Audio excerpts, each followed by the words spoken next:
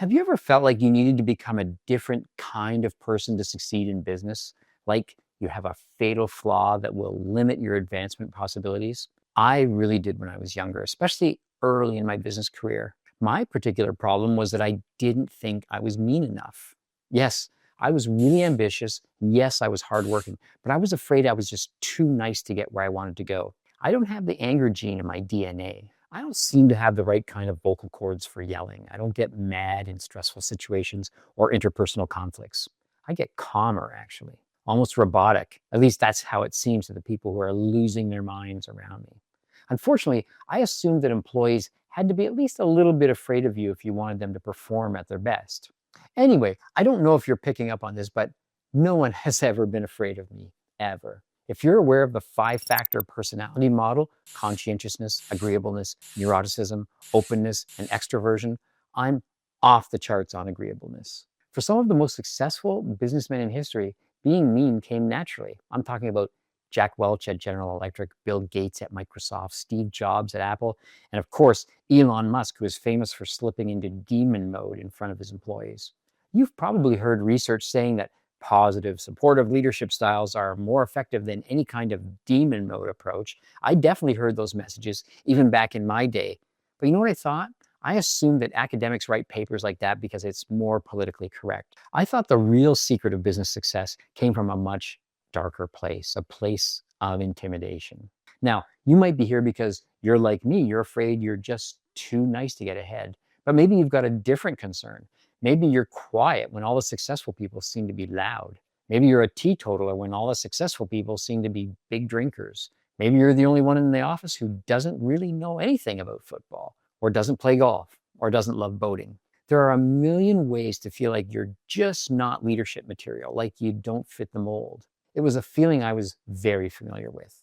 In this video, I want to tell you about my journey from feeling like I had a personality deficit that would limit my career to finally plunging ahead full of confidence. And what made the difference? It was an obscure book published in the 1960s, now largely forgotten, that I never hear anyone else talking about anymore. I think I found it at a used bookstore, actually. Before I read that book, I was really floundering. You know, people always tell you to be yourself, but when you're feeling like your very self is the problem, that sounds like the worst advice. Anyway, I'm going to tell you about that book in a couple of minutes. But first, I want to tell you about the two times I really tried to be a different person, to change my authentic manner, and it worked out really, really poorly. The first story concerned a guy named Sam. So I was in a low-level management position, but definitely working my way up the ladder, and I went on vacation. When I came back, someone had moved into my office. I was uncharacteristically furious, but mainly confused. But I did start to get the feeling, oh no, the ground has changed underneath my feet. I am not the person here. I do not have the status I had when I left that I have now. But I went to Sam because I thought that was really low of him. And I kind of gathered up some negative energy, I guess, and said, Sam, what's the idea? You've moved into my office. You can't do that, blah, blah, blah. And on I went. Like I thought big time executives do when someone has threatened their status. And Sam looked at me and went, hey, Don, you seem to be upset. And right away I thought, I've lost it. I've lost the argument. He's doing to me what I used to do. My nice superpower was always to be able to say, hey, what's the problem here? Bring the temperature down.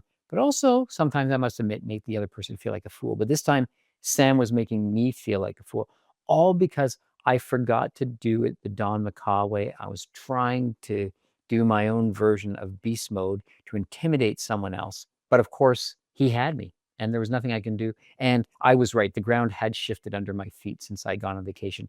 But that's a whole other story I'll tell you some other time. Okay, the second story I want to tell you concerns a guy named Ben. And Ben went to my superiors and told them that during the shift, I was working midnights, I was in charge of a large shift of 120 people, that I was actually studying for my MBA, locking myself away in the office and not paying attention to the operation, which wasn't true, although I might have, on what I consider my break time, looked at a book. Anyway, I was again pretty upset. But this time I tried to take it to a whole other level. I asked Ben to come into my office and I laid into him. I was swearing. I'm not even a person who swears. I'm swearing at Ben. I'm calling him all kinds of names. I'm telling him that he has done something that has completely stepped over the line and can't be allowed.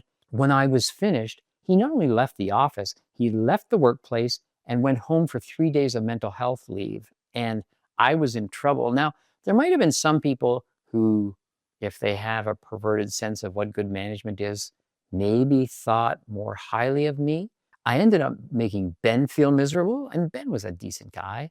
The total opposite of my fundamental inclination to actually make people feel better about themselves. It was a total self-betrayal that did nothing for me or Ben. It was only a few months later that I picked up that book that I mentioned earlier. It's called The Effective Executive by Peter Drucker. He's an interesting case study in himself. Drucker was kind of like a lone wolf management consultant from the 30s through to the 70s. He actually kept writing through to the 2000s. And he wrote many books wherein he basically invented the concept of management as a specific vocational discipline. In The Effective Executive, Peter Drucker assembles a number of short case studies to demonstrate that successful business leaders rarely fit a single personality type. His point was that effectiveness comes from disciplined habits such as managing time, focusing on results, and making clear decisions, rather than from charisma, brilliance, or any kind of beast mode anger. One of his favorite examples was Alfred P. Sloan, the longtime head of General Motors. Sloan was quiet,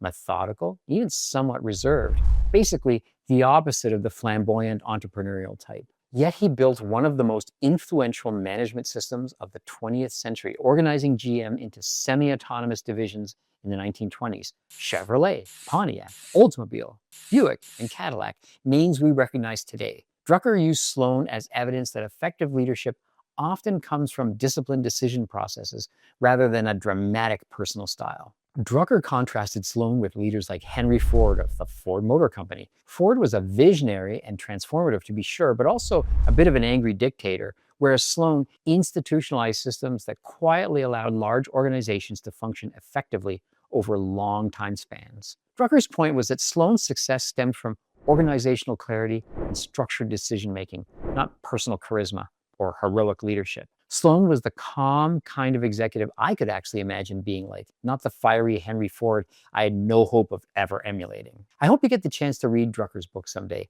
There are many more examples in there beyond Alfred Sloan and Henry Ford. The mini biographies of different individuals make it an entertaining read, and is a short book too. What I think you'll walk away with is this, that any personality type can succeed in business leadership. Too friendly? Too shy? Too awkward? None of those things actually matter.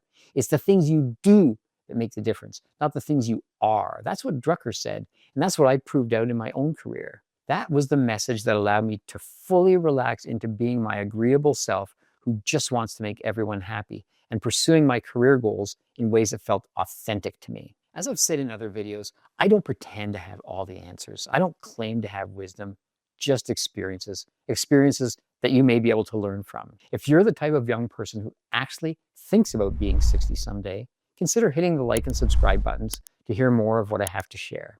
And thanks for spending these few minutes with me today.